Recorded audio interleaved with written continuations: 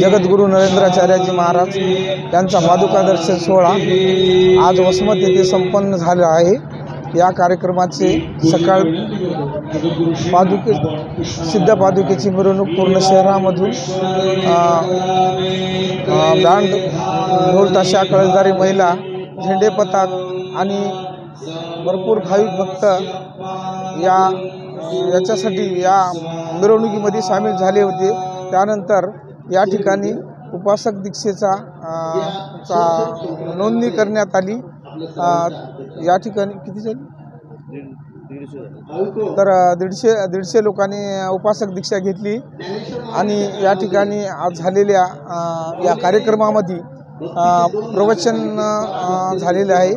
तर या प्रवचनामधून आता सिद्ध पादुकेचे दर्शन पूर्ण संतपीठावर सर्व भाविकांनी घेतलं। अशा रीती हा कार्यक्रम आज वसमत येथे संपन्न झालेला आहे। तरी मी जिल्हा सेवा समितीच्या वतीने जिल्हाध्यक्ष या नात्याने सर्व जिल्हा सेवा समिती, तालुका सेवा समिती, सर्व जिल्ह्यातील सर्वांनी या कार्यक्रमाला सहभाग करून सर्व व्यवस्थितशीर हा कार्यक्रम यशस्वीरित्या पार पाडला।